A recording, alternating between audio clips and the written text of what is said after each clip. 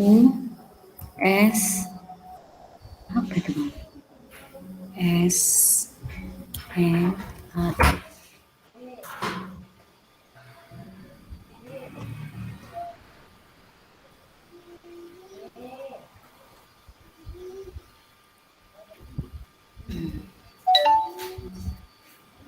P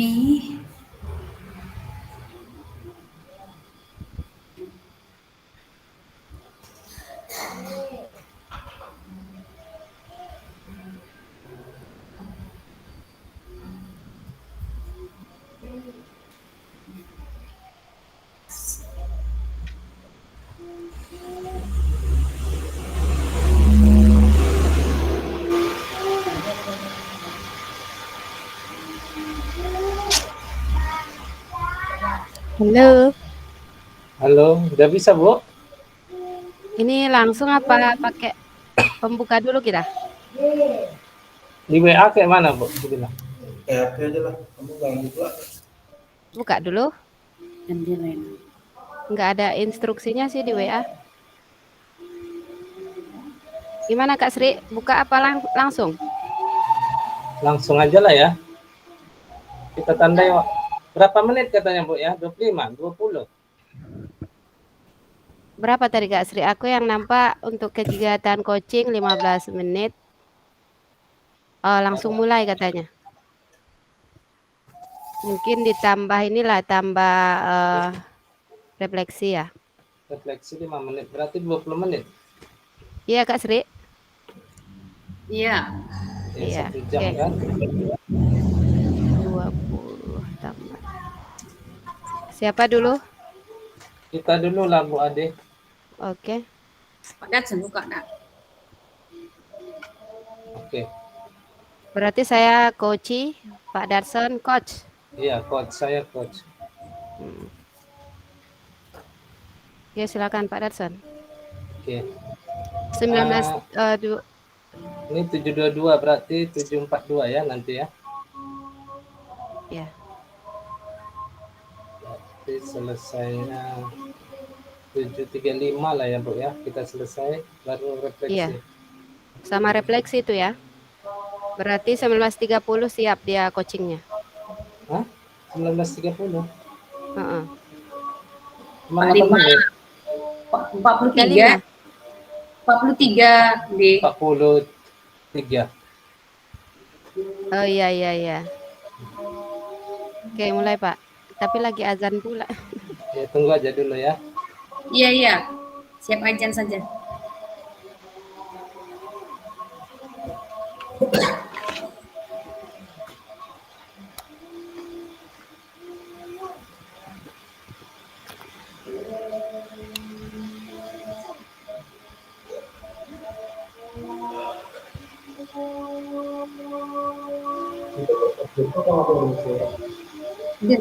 aku buat nanti abang baca-baca. Tinggal masuk ke sini guru berbagi yang belum. Jalan nggak tuh? Enggak, nanti abang baca-baca enggak. Di situ lah kan. Ada. Nanti abang baca-baca. PPP 10 menit ya. PP itu nggak bisa kita ambil sendiri. Hah? Bisa. Verifikasi? Nggak bisa. Verifikasi.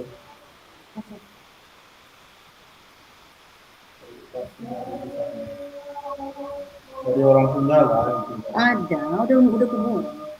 Hah? Udah dibuat.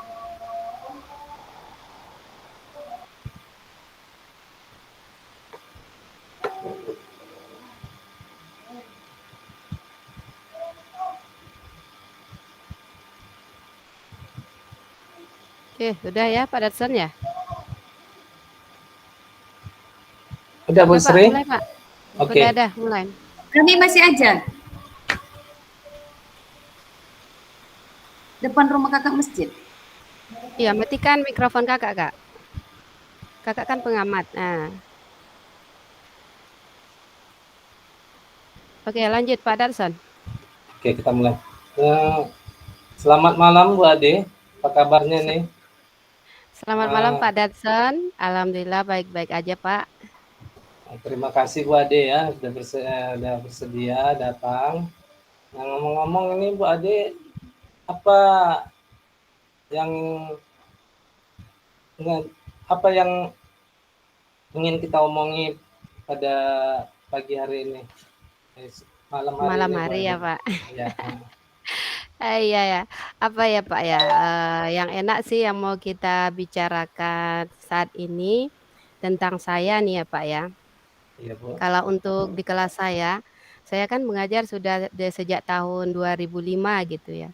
Sudah sejak hampir 17 tahun. Cuman dari tahun ini saya memiliki tipikal siswa itu yang agak sedikit beda dari tahun-tahun sebelumnya.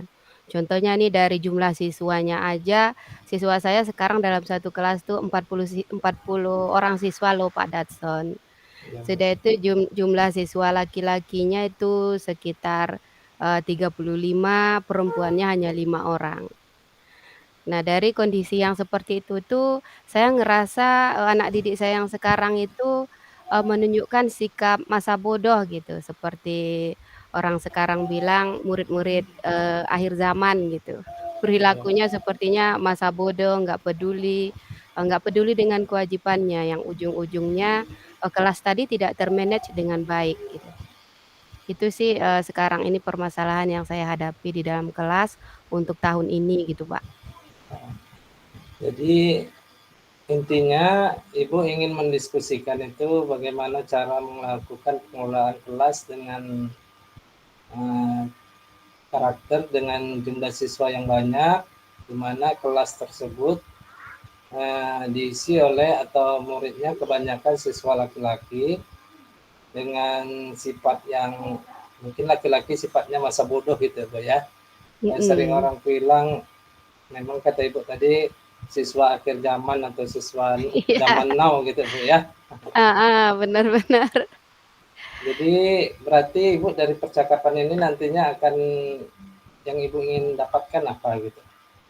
Harapannya sih Pak ya dari percakapan kita ini, saya dapat, trik-trik gitu, dapat program-program apa sih yang bisa kita terapkan di sekolah, agar kita bisa me-manage siswa tadi dengan jumlah di luar kapasitas yang seharusnya kan satu kelas tuh kapasitasnya 20 sampai 25-an ya Pak ya. Nah dengan kapasitas sampai 40 orang tuh, apa sih trik-trik yang bisa kita lakukan gitu.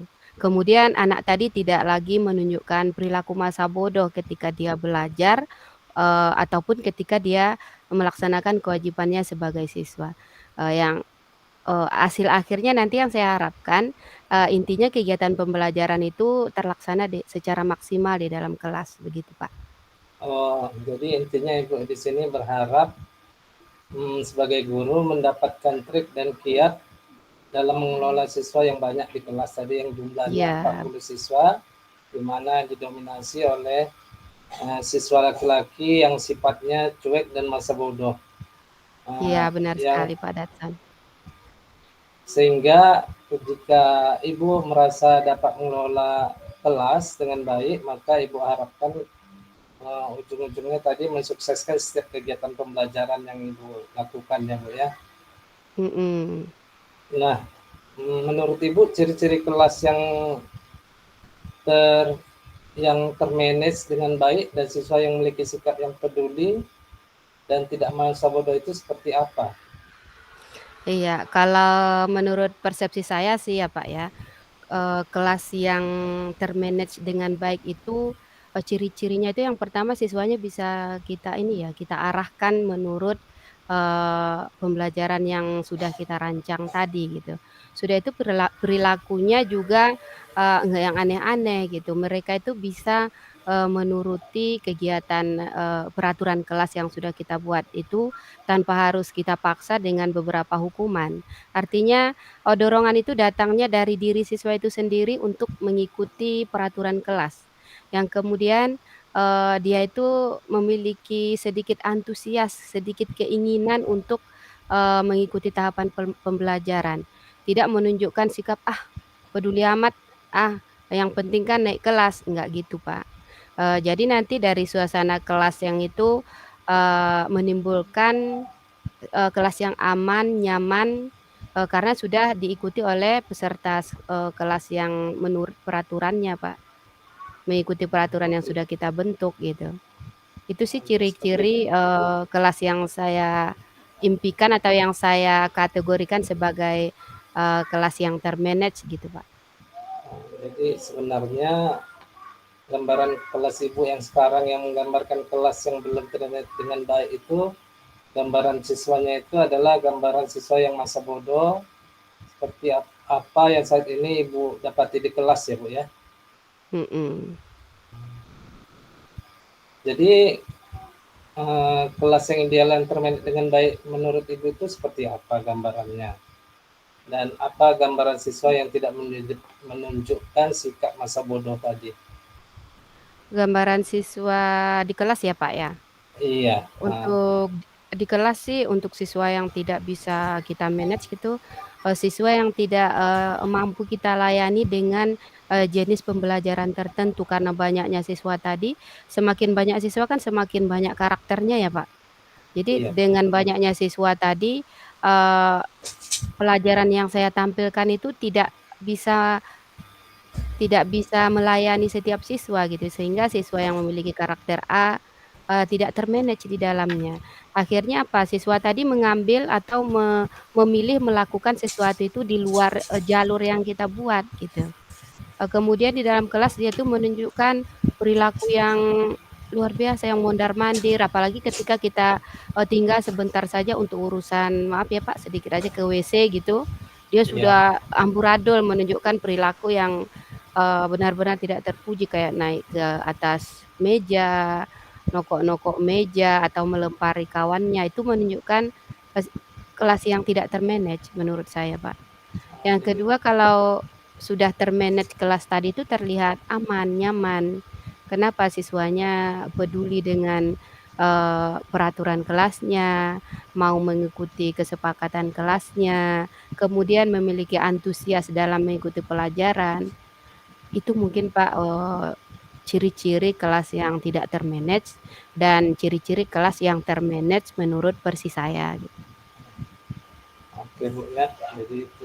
Baik, untuk sekarang ini apa potensi dari sekolah dan dari Ibu yang bisa dipakai untuk melakukan dalam rangka memanage siswa yang masa bodoh tadi?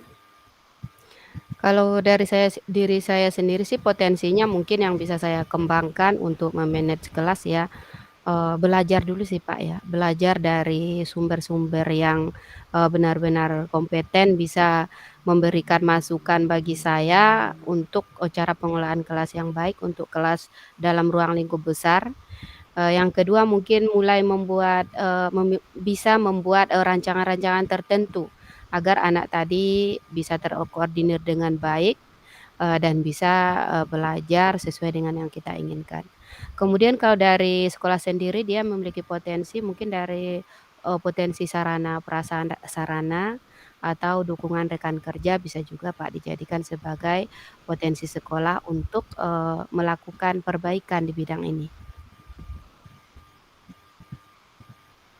Nah, bagaimana dengan mata pelajaran PPKN, misalnya kegiatan apakah ada di kegiatan mata pelajaran PPKN gitu bisa dimasukkan mengenai materi untuk mengurangi sifat masa bodoh siswa tadi itu?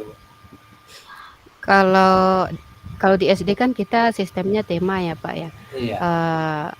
Cuman dia sudah terintegrasi di dalam tema materi PPKN tadi. Menurut saya sih bisa-bisa saja ya kita tanamkan karakter tertentu melalui mata pelajaran PKN. Bisa kita sisipkan dengan, memasukkan nilai-nilai yang harus kita tanamkan ke dalam diri siswa. Jadi mungkin, tanggung jawab gitu bisa kita masukkan melalui jalur, mupel PKN di dalam suatu tema gitu, Pak. Kira-kira kapan jadwal Ibu bisa masuk di mapel tersebut? Kalau di Mapel itu jadwal? Pak, jadwalnya, di tema apa, di tema 3, subtema 1, di PB1 biasanya untuk jadwal itu. Karena ditautkan antara PKN Bahasa Indonesia dan IPA. PKN tadi itu Mupel PKN itu masuk ke, tema 3, subtema 1, PB1 gitu. Jadi kegiatan Ya mata biasanya pelajaran di PKN ya Bu ya. biasanya di hari Senin gitu Pak. Nah, kira-kira kalau dijadikan penilai atau untuk mengevaluasi atau untuk mewujudkan kegiatan tadi itu dalam kegiatan mapel PKN itu kira-kira siapa ini? Ya maksudnya siapa yang Yang yang, kira-kira dijadikan penilai atau mengevaluasi nantinya kegiatan itu tersebut. Kalau penilai sih menurut saya bisa, meminta rekan kerja untuk memberikan penilaian yang menurut saya sih kompetensinya lebih baik dari saya gitu. Jadi dia bisa memberikan penilaian, terhadap penampilan atau, eee, penampilan pembelajaran yang saya lakukan dengan memuat, nilai-nilai karakter pada kegiatan pembelajaran tadi melalui Mupel PKN, Pak, rekan kerja. Kalau bisa juga sih dari kepala sekolah, Pak, mungkin lebih lebih bagus kepala sekolahnya karena memang, sudah tugas beliau kan untuk Iya, mengembangkan kepala anggotanya. sekolah. Heeh.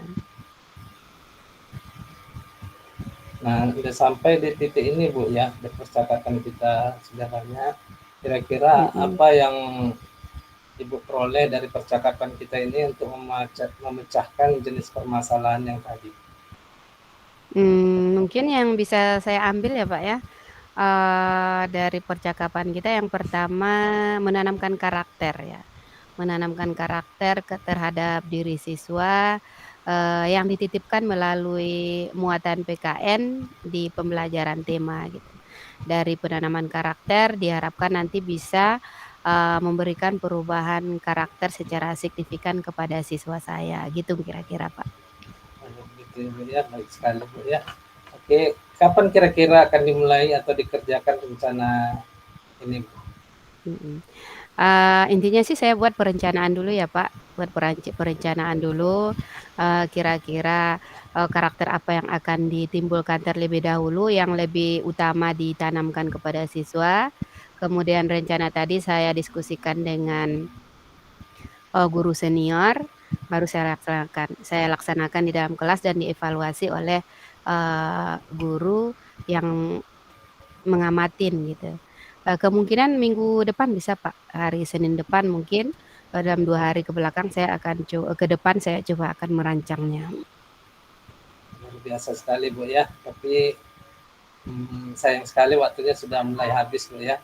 Saya berharap kita bisa kembali bertemu dan berdialog lagi dengan Ibu untuk Iya mendengarkan hasilnya seperti apa kendala yang Ibu hadapi.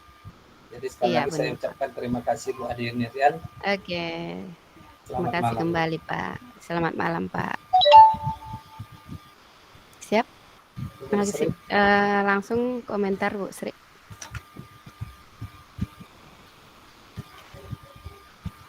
mic-nya Bu Sri. Mikrofonnya unmute. Bu Sri mic-nya. Sudah padat. Oh, udah. Baik, Assalamualaikum warahmatullahi wabarakatuh. Selamat malam semuanya. Selamat malam Waalaikumsalam Bu. warahmatullahi wabarakatuh. Selamat malam Kak Sri. Dari hasil kegiatan coaching, di sini saya merefleksinya hari ini kegiatan coachingnya sudah bagus ya, sudah sangat bagus, sudah mengikuti alur tirta, tujuan, identifikasi, kemudian refleksi dan tanggung jawab, semuanya sudah tercantum. Nah, di mana untuk tujuan coach telah menyampaikan tujuan coachingnya dengan baik, kemudian menyampaikan keterbukaan untuk bersama-sama mencari solusi. Untuk identifikasi masalahnya juga sudah bagus, di mana pertanyaan yang diberikan coach dapat menggali potensi coach dengan memunculkan alternatif solusi permasalahannya. bahkan ini ya sudah sangat baik. Dan juga gaya bahasa yang sangat luas, sangat enak didengar, dan dipastikan sudah aman dan nyaman. Kemudian untuk refleksinya atau umpan balik yang disampaikan oleh coach disampaikan dengan positif dan memberikan beberapa apresiasi bahasan solusi. Dan untuk tanggung jawab, coach memberikan pertanyaan umpan balik dan coach membuat satu komitmen yang disampaikan. Ya, jadi ada komitmennya untuk solusinya. Mungkin itu saja refleksinya untuk kegiatan coaching. Oke. Kita lanjut ya. Saya coach Kak Sri, coach ya. Oke. Oke, siap. Siap, kita mulai ya. Tunggu belum.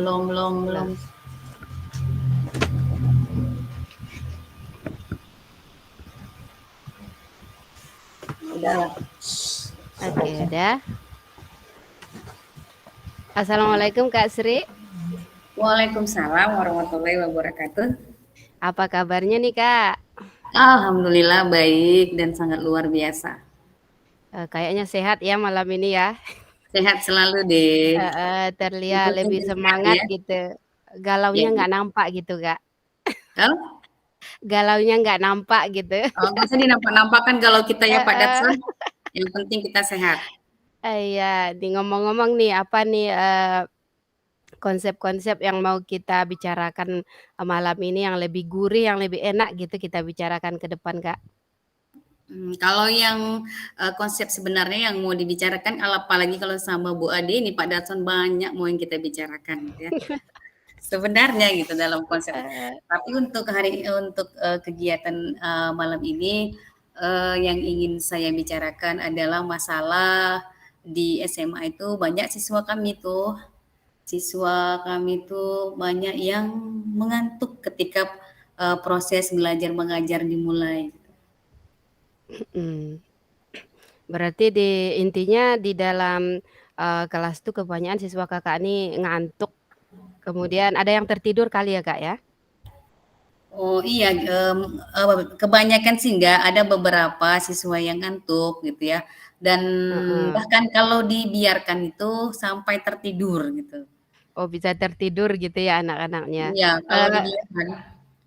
Berarti ini kelas berapa Kak yang Kakak ajar? Kebetulan saya mengajarnya dari kelas 11, kelas 12 dan di rata-rata di setiap kelas itu kebanyakan mereka mengantuk.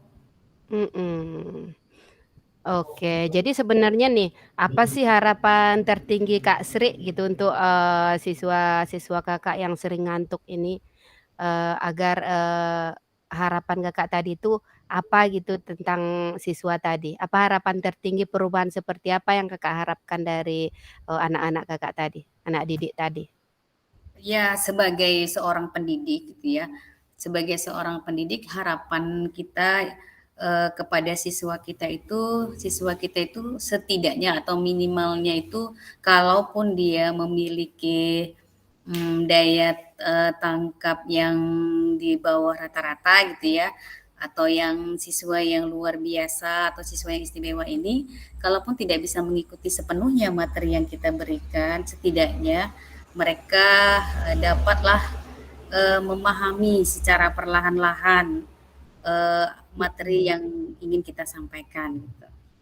Kalau tertidur kan bahkan dia tidak sama sekali tidak mengerti atau bahkan tidak tahu gitu.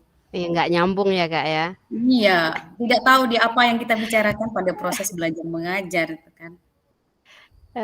Ketika Kakak ngajar tuh kebanyakan yang tertidur itu siswa perempuan apa laki-laki Kak?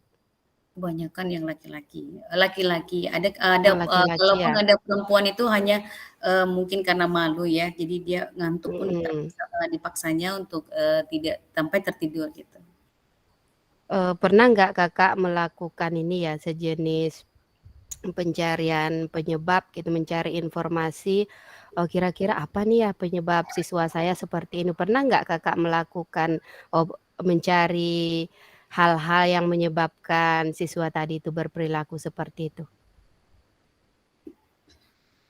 Jadi, karena sudah beberapa kali mengantuk, pernah saya memanggil salah seorang siswa, apa yang menyebabkan dia mengantuk. Jadi siswa itu menjawab, yang pertama itu begadang, mereka tertidur terlalu larut Mhm. malam gitu, akibat, main HP. Kemudian Mhm. yang kedua tuh, pernah juga saya tanya kenapa dia, tidurnya sampai larut malam itu, sudah menjadi kebiasaan ketika ada wabah Covid kemarin di mana siswa itu belajar daring di rumah. Jadi tanggung Iya iya. jawab untuk bangun paginya itu sudah tidak ada Mhm. gitu.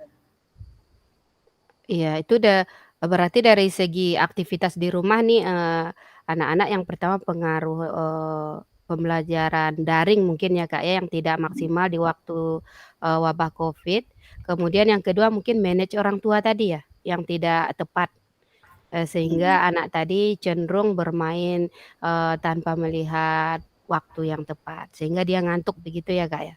Itu iya. kalau di luar kegiatan pembelajaran. Nah, kalau di dalam, konsep di dalam pembelajaran, kira-kira Kakak pernah nggak melakukan, sejenis, mencari akar masalah Iya, di dalam kelas ini, apa ya, kok, anak-anak ini kok bisa ngantuk, apa yang salah gitu? Apakah salahnya di saya sebagai guru, atau salahnya di siswa, atau salahnya di media gitu? Pernah nggak Kakak mencoba itu, dan hasilnya seperti apa dari percobaan itu? ya iya saya pernah gitu ya. Kita Mhm. sebagai manusia kadangkala nggak perlu kita menyalahkan siapa-siapa ketika terjadi suatu Mhm. masalah itu, kita introspeksi diri. Jadi memang, setelah saya introspeksi diri, ternyata mungkin proses belajar mengajar yang saya berikan kepada siswa itu kelihatan membosankan gitu, atau bahkan Iya. proses belajar mengajarnya itu kaku dan terus-menerus seperti itu. Kita datang Mhm. menyajikan materi, kemudian memberi contoh soal, kemudian akhirnya kita Evaluasi memberi ya? tugas, seperti itu. Akhirnya Mhm. siswa, terjadi, jenuh mungkin ya. Iya, apalagi nih, anak-anak SMA kan dia cenderung lebih aktif ya, Kak, ya. Iya, Lebih seharusnya kita aktif, bisa heeh. Jadi, intinya nih pembelajaran kalau di dalam kelas mungkin penyebabnya yang Kakak maksud tadi dari segi, eee, dari segi penampilan pembelajaran yang Kakak sajikan gitu ya? Jadi mhm, intinya penyebab yang sudah Kakak cari itu udah nemu nih, ada yang dari faktor keluarga, ada faktor keadaan lingkungan yang dulu memberikan efek ke sekarang seperti Covid, eee, dan dari dalam diri Kakak atau kegiatan pembelajaran juga nih ada nih penyebabnya. Artinya sudah kita kategorikan nih dari, penyebab dari luar dan dari dalam sendiri dalam kegiatan pembelajaran.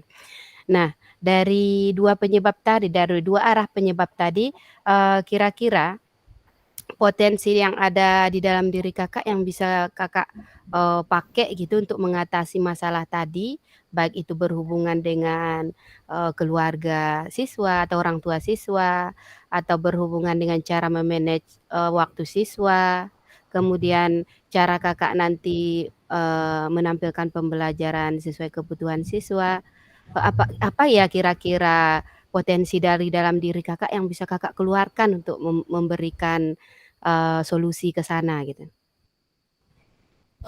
yang bisa saya potensi mungkin yang bisa saya gali atau saya kembangkan itu adalah, Mhm, bagaimana saya membuat rancangan, pembelajaran itu, memberikan model pembelajaran yang inovatif atau iya, bahkan kontekstual ya, sehingga mhm, proses belajar mengajar yang terjadi di kelas itu terasa lebih bermakna dan menyenangkan. Sehingga mhm. siswa-siswa itu ketika kita mau masuk saja, selalu berharap kegiatan apa hari ini ya gitu, Kegiatan kita baru gitu ya? artinya mereka selalu ingin tahu gitu ya, apa yang akan Heeh, dikerjakan pada proses belajar mengajar setiap hari gitu. heeh. Iya iya, itu mungkin dari segi, perubahan dalam, kegiatan proses belajar mengajar. Kalau untuk ini Kak, untuk, potensi Kakak dalam melakukan tindakan, ke keluarga atau ke orang tua memberikan pemahaman, apa potensi yang bisa Kakak munculkan? Seperti apa kira-kira melakukannya? Mungkin kalau untuk itu, kita bisa bekerja sama dengan wali kelas atau kita bekerja Mhm, sama dengan guru BP, untuk pemanggilan orang tua. Di sana kan kita bisa, mhm. menanyakan atau, bekerja sama dengan, orang tua, bagaimana kita mengontrol anak agar tidak tidur terlalu larut malam sehingga anak-anak itu tidak mengantuk. Itu saja mungkin Iya kalau iya. kalau untuk tahap awal ya. Iya. Artinya, Kakak kan punya potensi nih untuk menanggulangi ini semua, bukan tidak sanggup ya? Artinya Iya. Kakak itu punya potensi yang kuat untuk, mengatasi masalah ini. Potensi itu datang dari diri Kakak sendiri. Mungkin melakukan komunikasi dengan orang tua, potensi yang pertama yang Kakak miliki untuk melakukan komunikasi dengan orang tua, potensi keduanya mungkin untuk merancang pembelajaran yang lebih menarik lagi. Nah, gini Kak, menurut Kakak nih, kita kan guru ini tugas utamanya menuntun ya, menuntun anak didik kita ya, tugas utamanya menuntun. Nah, dari, dari potensi-potensi Kakak tadi, metode apa yang bisa Kakak ambil kira-kira atau Kakak, lakukan, agar siswa kita tadi itu, tidak mengantuk lagi? Apa perlu nggak kira-kira Kakak, mencari tahu minatnya apa ya? Minat anak ini apa ya, kesukaannya apa ya, faktor lingkungannya seperti apa, perlu nggak melakukan seperti itu? Seperti apa melakukannya, Kak? Yang saya akan, lakukan itu, saya akan coba lakukan adalah, merancang proses pembelajaran yang berdasarkan, kebutuhan siswa atau minat, Mhm, siswa seperti pembelajaran berdiferensiasi ya, yang mhm, sama-sama kita pelajari ya Pak Datson, Bu Ade. Di situ kita kan sama-sama, ternyata pembelajaran berdiferensiasi itu, pembelajaran yang diberikan kepada anak sesuai dengan profil belajar anak gitu. Itu mungkin yang akan saya terapkan. iya. Artinya kan dari, paparan yang Kakak sampaikan tadi nih, sudah ada, gambaran-gambaran yang bisa, Kakak lakukan untuk mengatasi masalah ini. Mungkin yang pertama melakukan pemanggilan orang tua, memberikan pemahaman tadi Kakak bilang ya, memberikan pemahaman kepada siswanya sendiri, kemudian memilihkan metode dan model pembelajaran sesuai bakat dan minat siswa atau sesuai kebutuhan siswa tadi. Nah, sampai di sini berarti dengan, trik-trik yang Kakak pilih tadi, kemungkinan besar masalah di dalam kelas akan teratasi kan, Kak? Eee, Insya Allah akan teratasi. Mhm, insyaallah bisa teratasi. Nah, kalau dengan trik-trik yang Kakak lakukan tadi, mana nih trik pertama yang secepatnya bisa Kakak laksanakan? Nah, trik pertama yang tadi saya, yang akan saya lakukan pertama sekali yaitu Mhm, membuat rancangan pembelajaran. Membuat rancangan pembelajaran yang di mana kita menggunakan pendekatan pembelajaran berdiferensiasi, kemudian menggunakan media ajar yang disesuaikan dengan kebutuhan siswa, mhm, seperti memakai gadget mungkin. iya iya. Karena kan umumnya nih anak-anak, remaja sekarang kan hobi bergadget ya, Kak, ya? Hobi Hobi dia, sekali. dengan dunia dunia maya seperti TikTok ya, Heeh, karena kan memang mereka, eee hidup di era 5.0 di mana heeh, pemakaian internet itu hampir 85% bahkan hampir 90% iya. untuk Itu hidup. untuk cewek-cewek mungkin sebagian besar memang hobinya TikTok, Facebook, Twitter. Nah untuk cowok-cowok kira-kira nih apa nih, hal yang bagus untuk kita terapkan untuk cowok-cowok? Karena kan Itu, cowok bermain game. iya game ya.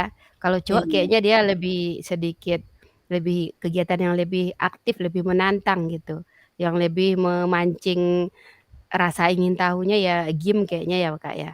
iya, mhm. Nah, berarti dari urutannya yang bisa Kakak lakukan tadi itu, melakukan perbaikan metode pembelajaran dengan menyisipkan, eee, game, dan menyesuaikan dengan minat siswa, ada dengan bermain mungkin dengan mempublikasikan hasil karyanya ke TikTok atau ke Facebook ya? Iya, karena kebetulan kan saya mengajar, bidang studi fisika, Mhm, mana itu pasti dikaitkan dengan sebuah eksperimen, dan dari eksperimen itu kan ada laporan tuh ya. Jadi Mm-mm. alangkah lebih senang mungkin mereka ketika laporannya itu dalam bentuk TikTok atau dalam bentuk video singkat di YouTube, itu kan video short Iya, YouTube. iya, ya. Heeh. Tentu kan sebelum Kakak tampil nih butuh RPP ya? Tentu kita rencanakan dulu rencana pelaksanaannya kan. Kira-kira Kakak butuh nggak, sumber gitu atau narasumber atau seseorang yang bisa, ngarahin Kakak membuat, urutan RPP atau merancang RPP yang baik gitu. Nah, kalau seandainya Kakak butuh nih, siapa nih yang Kakak percayain untuk, membantu Kakak, merancang pembelajaran itu supaya sesuai kebutuhan siswa Kakak? Jadi kalau untuk membantu tuh otomatis kan yang lebih dekat itu adalah rekan sejawat ya, rekan Mhm, sejawat yang kira-kira kita merasa dia sudah memiliki kompetensi untuk pembuatan RPP gitu, sehingga kita bisa bertanya mhm, atau saling berkonsultasi, sharing-sharing tentang pembuatan RPP yang baik. mhm. Artinya kalau narasumber itu ya yang paham dengan, akar masalah yang kita ajukan tadi ya, Kak, ya. Hmm. Kemudian kalau untuk melakukan komunikasi mengatasi siswa yang doyan main game tadi itu, siapa kira-kira yang bisa membantu Kakak di lingkungan Kakak mengatasi itu? Melakukan komunikasi tadi dengan, siswa ataupun dengan, wali muridnya? Itu tadi mungkin kita akan mengadakan kerjasama dengan wakil kesiswaan, pimpinan sekolah untuk menyampaikan keluhan-keluhan kita yang dialami siswa Mhm, melalui ya rapat dengan wali murid mungkin. mhm. Ya artinya kan, berarti dalam melakukan tahapan kegiatan ini kita perlu juga kolaborasi dengan orang yang tepat ya. Contohnya tadi dengan rekan kerja dalam melakukan, rancangan pembelajaran, dengan kepala sekolah dalam untuk melakukan diskusi dengan orang tua, dan siswa itu sendiri. Atau mungkin guru BP juga bisa jadi masuk ya, Kak, ya? Jadi kalau dalam tahapan kita pemanggilan orang tua itu ada tahap melalui wali kelas dulu, kemudian setelah itu wali kelas dengan kesiswaan tuh biasanya baru dengan guru BK. Mhm, Itu biasanya. Jadi mungkin kita bisa bekerja sama dengan wali kelas. Kalaupun di dalam kelas kalau ternyata harus menyeluruh, berarti kita harus bekerja sama dengan kesiswaan dengan dan BK serta pimpinan sekolah. iya. Nah, dari 2 aspek tadi nih, Kak, untuk perbaikan di dalam kelas, kemudian perbaikan ke arah lingkungan siswa, melalui bantuan, kepala sekolah atau wakil kesiswaan. Nah, dari sini nih sampai titik pembicaraan kita terakhir sekarang nih, apa sih yang Kakak dapatkan dari hasil kita ngomong-ngomong, cerita sekarang nih, apa kira-kira yang Kakak dapat nih? Jadi untuk kegiatan cerita-cerita atau ngomong-ngomong kita ini yang saya dapatkan adalah bagaimana kita mengatasi masalah-masalah yang sangat urgen. Saya rasa masalah anak mengantuk itu sangat urgen gitu. Karena Mhm, kita sendiri kan mau yang diharapkan dari siswa itu adalah bagaimana siswa itu mengerti. Ini usahakan mengerti, anak itu bahkan tidak tahu gitu kan apa yang terjadi pada proses belajar untuk hari ini. Jadi dengan coaching mhm.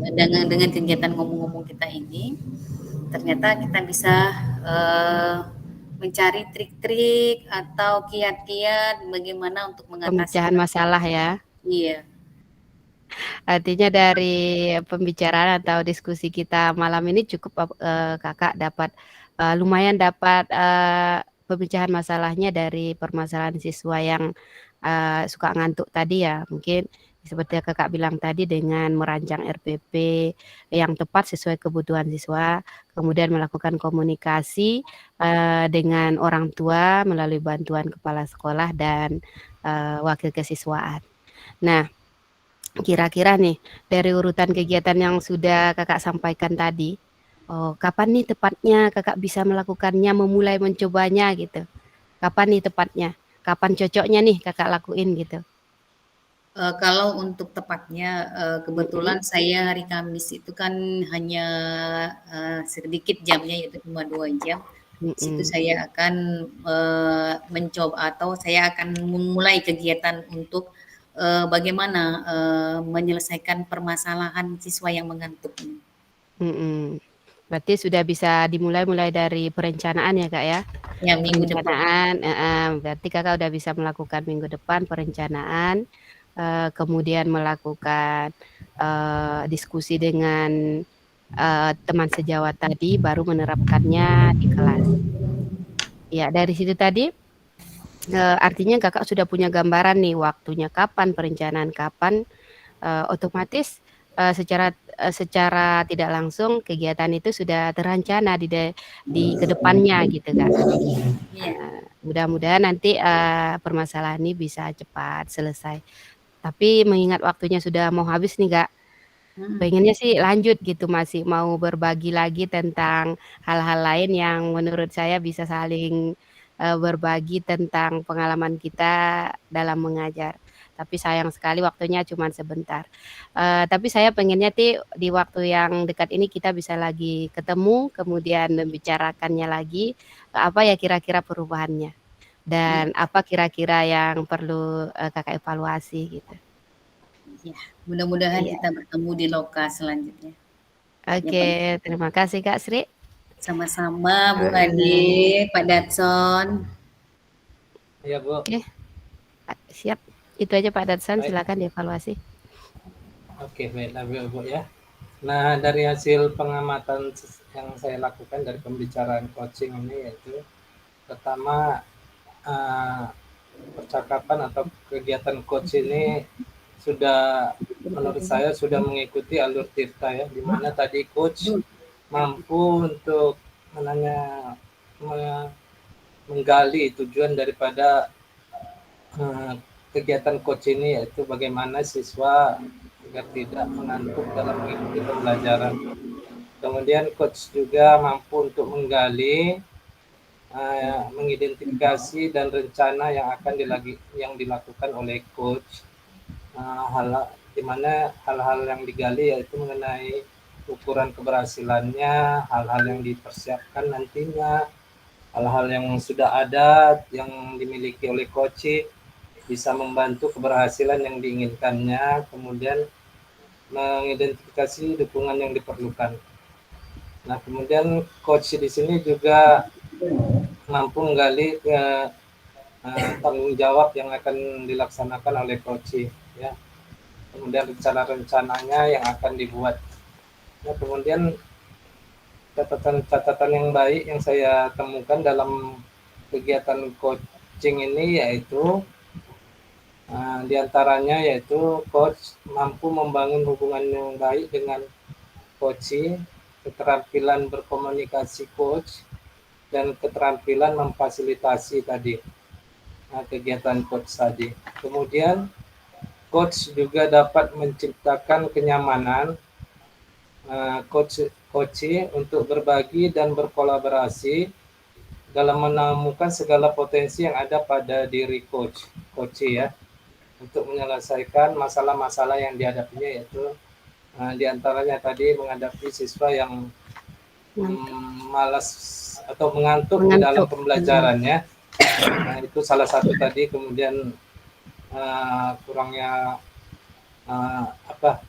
istirahat yang disebabkan oleh kurang istirahat di rumah siswa tersebut. Kemudian di sini juga saya temukan coach mampu membangun kemitraan antara coach dan coachee.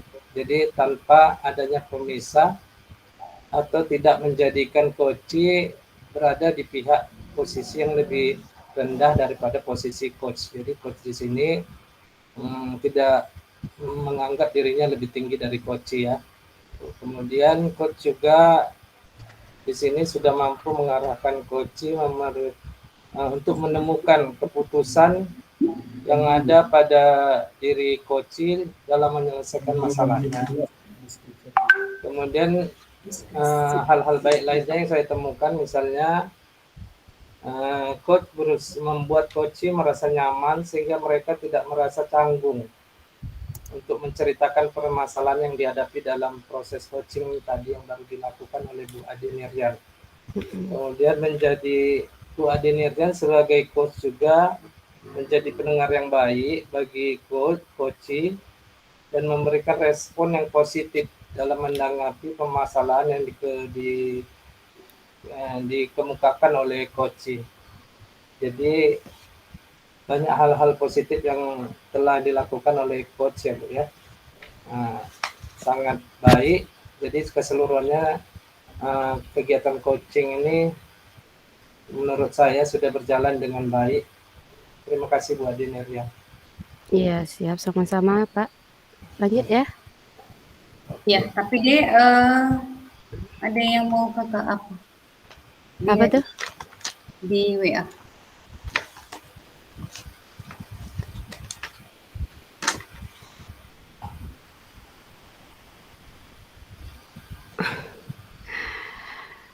Oke.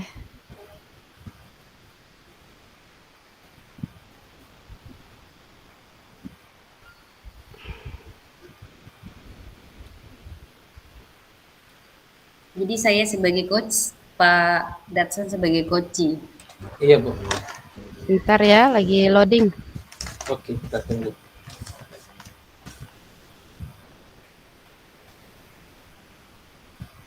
Waduh. Mana?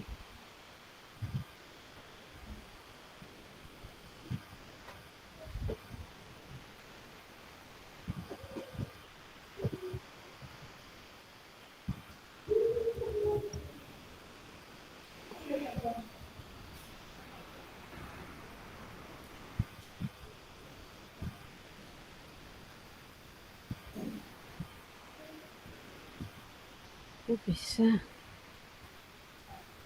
Udah.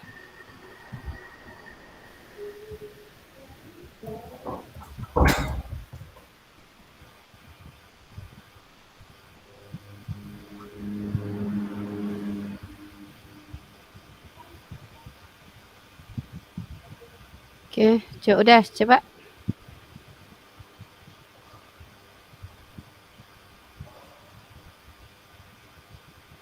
Di mana? Udah coba. Buka. Di mana? Di mana? Ini di WA.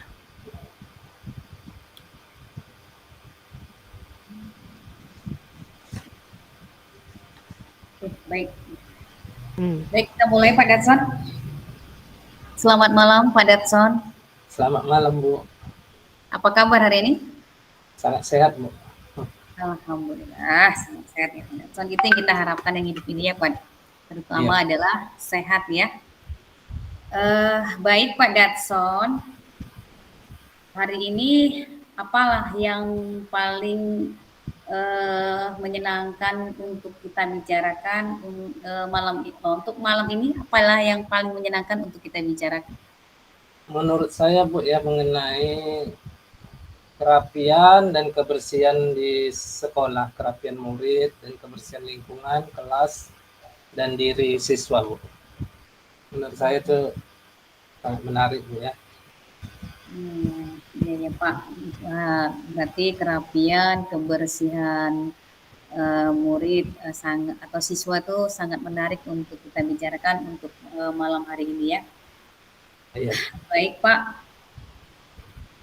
kalau begitu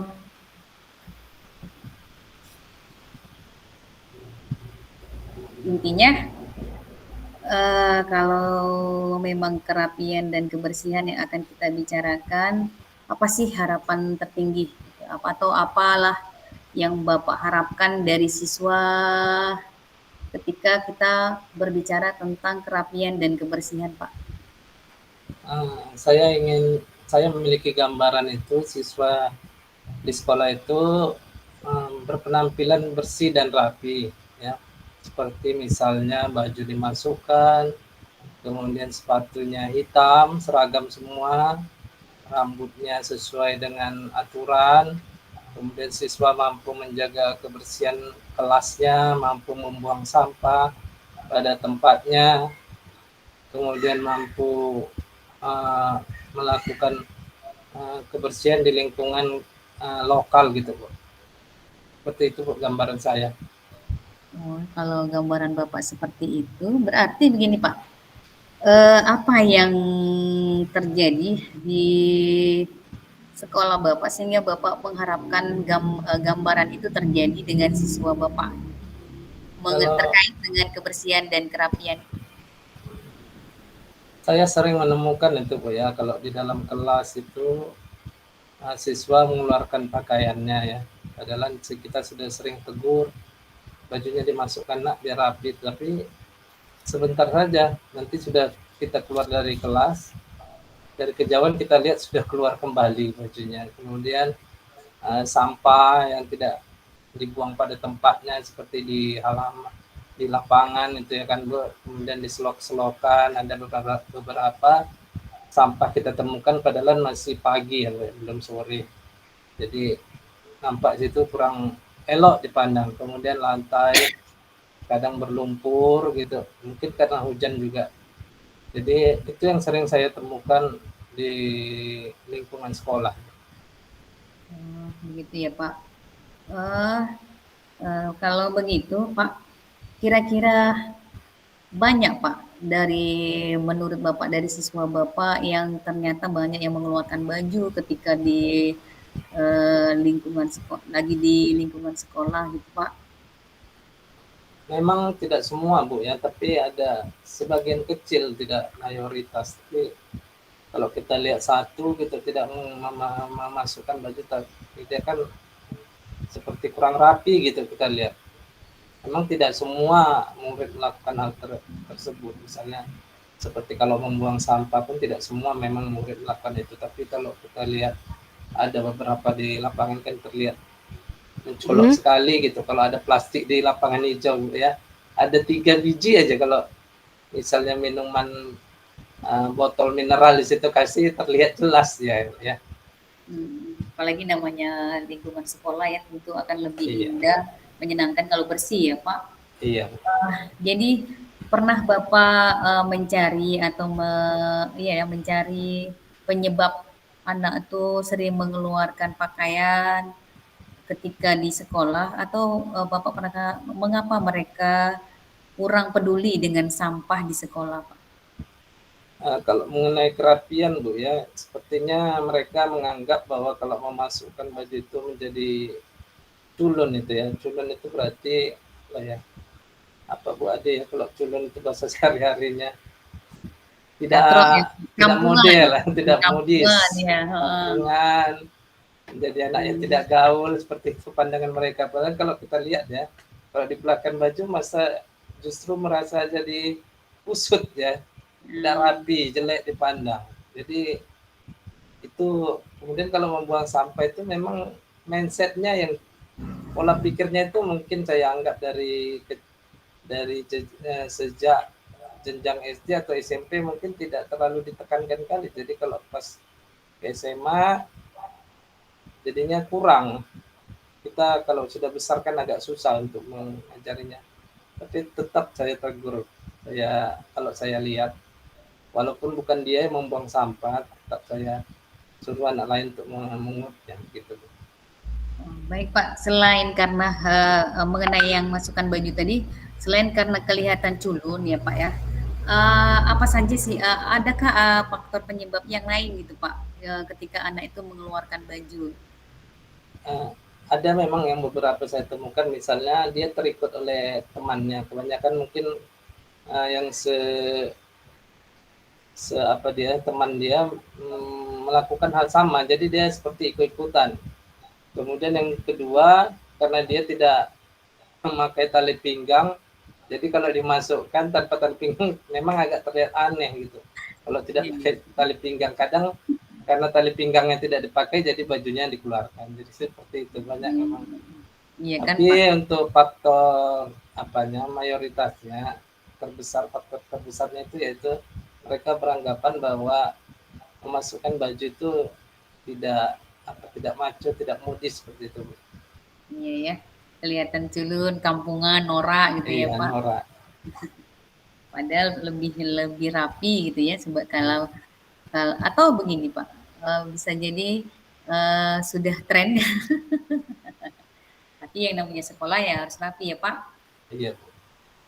Baik Pak, kira-kira Dari semua itu, dari anak yang mengeluarkan baju itu dan tidak rapi itu, kira-kira potensi dari Bapak yang bisa Bapak lakukan untuk mengatasi penyebab masalah yang Bapak bilang tadi, banyak anak yang mengeluarkan pakaian atau banyak yang anak tidak peduli dengan sampah ya Pak.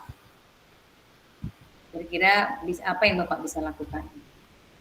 Yang saya bisa lakukan yaitu melakukan apa Bu ya, pendekatan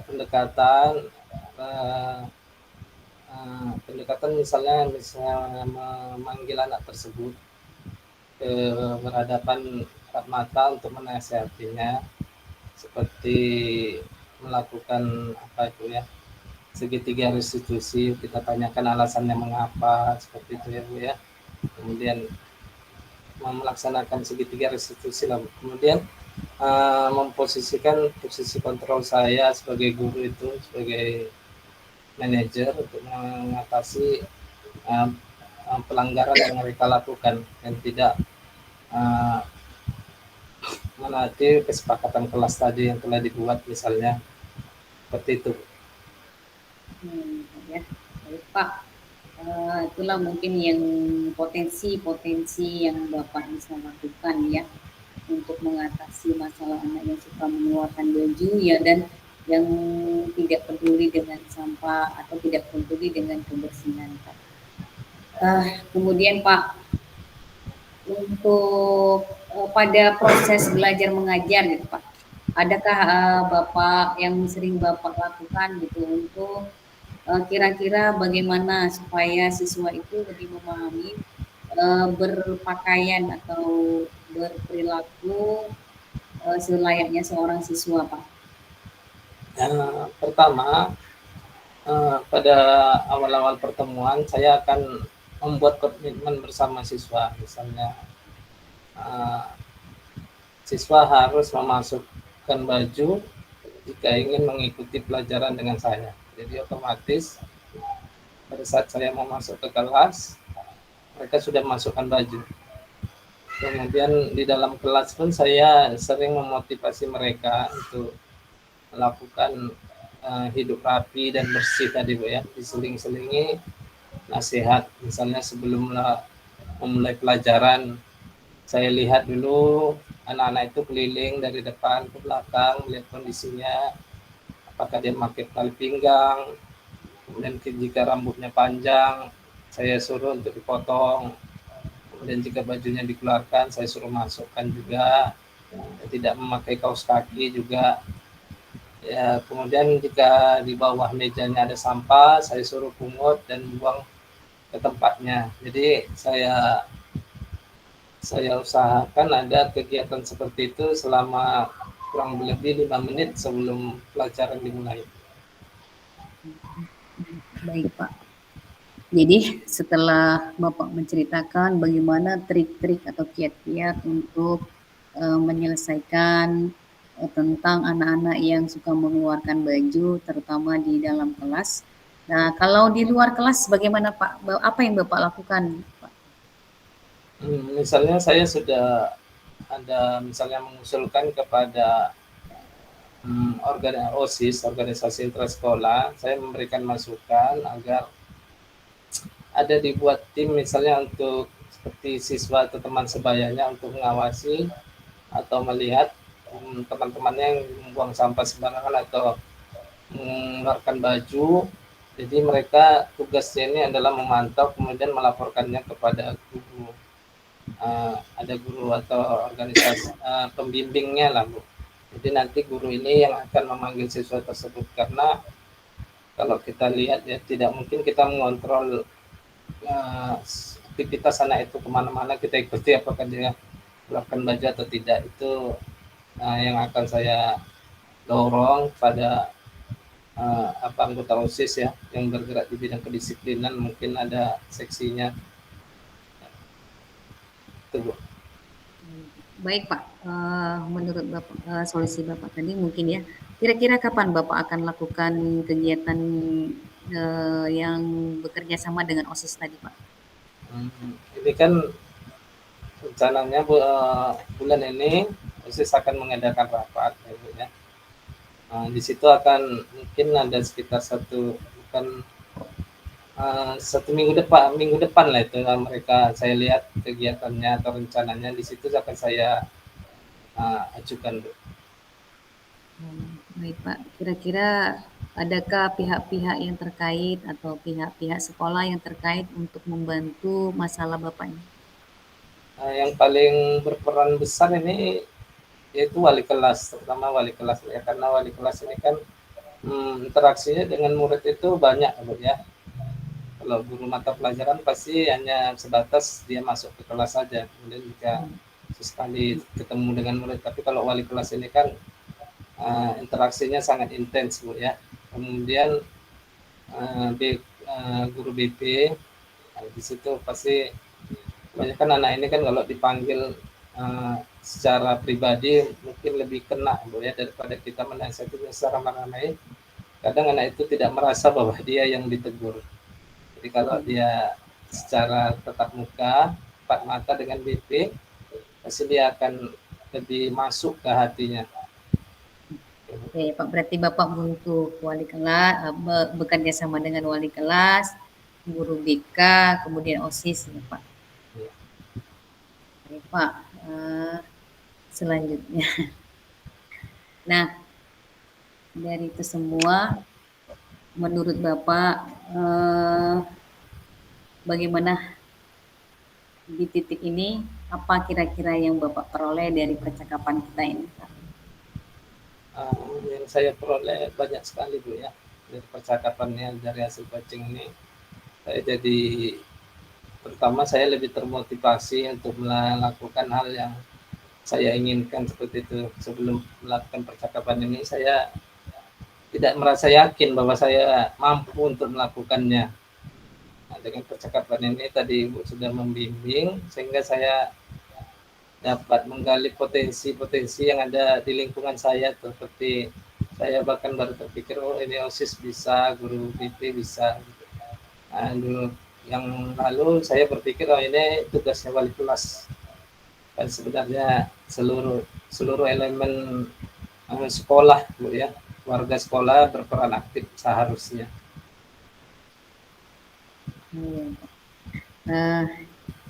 Sebenarnya Pak, ide Bapak tuh sangat bagus ya. Banyak kita juga bisa mengaplikasikannya di sekolah-sekolah kita gitu. Ternyata untuk menjaga kebersihan itu diperlukan banyak pihak-pihak terkait, tidak hanya wali kelas saja atau petugas kebersihan saja ya Pak. Ternyata semuanya itu perlu diajak untuk kerjasama menjaga kebersihan kelas, kemudian memantau siswa-siswa atau mengarahkan siswa-siswa yang suka mengeluarkan baju, Pak. Di sekolah saya juga seperti banyak siswa-siswa yang mengeluarkan baju. Dari Bapak ini kita bisa mengambil pelajaran atau pengalaman untuk kita terapkan juga di sekolah kita, Pak. Baik, Pak, mungkin itu saja kegiatan kita hari ini. Terima kasih. Terima kasih, Bu, atas bimbingan coachingnya. Nah, sama-sama, Pak. Iya, terima kasih sudah tampil ya Pak Datsun dengan Bu Sri, Kak Sri. Izin menyampaikan hasil pengamatan saya dari kegiatan coaching yang dilakukan oleh Kak Sri Nurbaiti. Dari pemantauan saya sih dari awal sampai akhir ya. Intinya kegiatan coachingnya sudah berjalan dengan baik sesuai dengan alur tirta yang sudah kita pelajari. Sudah ada terlihat gambaran tujuan, kemudian sudah ada terlihat identifikasi masalah, sudah ada terlihat juga coach melakukan memberikan pertanyaan-pertanyaan untuk menggali dari coach kapan rencana aksi dilaksanakan, dan terakhir coach juga sudah menanyakan tentang sejauh mana tanggung jawab dari coach tadi. Dari segi tujuan tadi, coach sudah menetapkan tujuan hasil percakapan dengan baik, sehingga terlihat jelas apa tujuan percakapannya dan permasalahan apa yang dikeluhkan oleh si coach. Yang kedua, dari segi identitas, coach tadi sudah mampu menggali dan memetakan situasi saat itu. Artinya coach sudah memberikan pertanyaan-pertanyaan yang membimbing atau yang secara terstruktur sudah mengarahkan si coachee untuk menggali kemampuannya sendiri dan merencanakan program apa yang akan dilakukan. Nah, dari segi rencana aksi, coach juga sudah mampu menggiring coachee-nya untuk melakukan rencana aksi yang akan dilakukannya ke depannya dan tepatnya kapan dilakukan gitu. Dan dari segi tanggung jawab, coach juga sudah memberikan pertanyaan yang mengukur sejauh mana pertanggungjawaban yang bisa dilakukan oleh si coachee tadi. Buktinya coach sudah menanyakan kapan sih pastinya untuk dilakukan kegiatan ini, dan coachee sudah menjawab minggu depan. Artinya sudah ada gambaran kapan si coachee akan melakukannya. Nah, dari segi mimik wajah, ini sudah menunjukkan sih kegiatan coaching yang bagus karena mimik wajahnya sudah menunjukkan kedekatan yang intens antara coachee dan coach. Artinya kegiatan diskusi malam ini yang saya lihat sudah berjalan mengalir begitu saja seperti diskusi antara teman sejawat, tidak menunjukkan antara atasan dan bawahan atau antara orang yang paling memiliki pengalaman dan tidak memiliki pengalaman. Kemudian bahasanya juga sudah baik, tidak ada indikasi yang menunjukkan kalau coach menyatakan dirinya menggurui atau menyatakan dirinya paling paham dengan permasalahan yang dihadapi oleh coachee. Kemudian coach juga sudah menunjukkan mimik wajah yang menunjukkan empati terhadap permasalahan yang dimiliki atau yang disampaikan oleh coachee tadi. Dalam menggali kemampuan juga sudah dilakukan coach dengan baik secara terstruktur sehingga titik akhirnya sudah ketemu, yaitu tahapan dalam penyelesaian masalah. Artinya kegiatan ini secara menyeluruh sudah berjalan dengan lancar dan baik menurut saya ya Bapak Ibu. Cuman ada beberapa poin mungkin dari coach yang terlupa atau bukan terlupa sih, dilakukan di tahap tanggung jawab yang seharusnya ditanyakan di bagian identifikasi. Contoh ketika coach tadi menanyakan siapa ya kira-kira yang bisa membantu Bapak untuk melakukan kegiatan ini. Setelah dia melakukan pertanyaan untuk tanggung jawab, kapan kira-kira dilakukan? Nah, yang seharusnya itu ditanyakan di bagian identifikasi tadi. Itu sih menurut saya untuk hal yang positif dan yang bagusnya. Tapi kalau saya presentasikan sih 90% kegiatannya sudah baik dan bagus. Itu aja Bapak Ibu hasil pengamatan dari saya. Baik. Selanjutnya ini 20-28, 30 menit. Kira-kira hasil refleksi, kalau dari saya sih refleksinya tadi, dari saya pribadi ya, hasil identifikasinya kurang terstruktur gitu. Agak ini, agak buyar pertanyaan yang tadi sudah tersusun rapi di kepala, ngilang gitu. Ini berarti sampai jam 9 kita ini baru kembali. Enggak kayaknya ya, Bu. Belum, masih 20-28, Pak. 30 menit. Jam berapa kita di dalam bor ini? Sampai jam 9 kan? Enggak lah, kalau 20 menit berarti udah pas ini. Udah pas ini? Enggak. Tapi enggak ada info deh di apa? Di grup.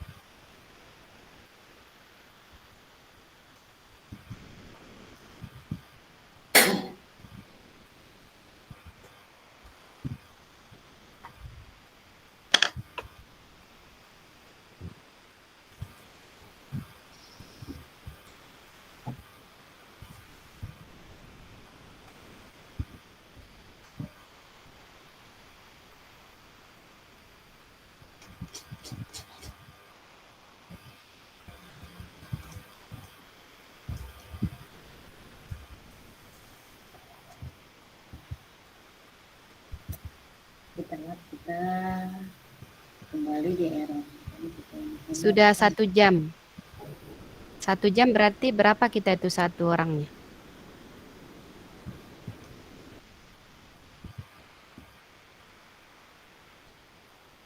Mikrofon kakak mati, Kak. kegiatan satu coaching itu berarti 20 menit kalau 1 jam. Nah, kita udah terrecord 1 jam 40 detik. Lebih. Saya apa record kan?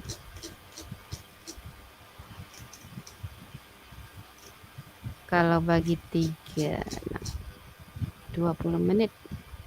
Pas kan, Mbak Ade?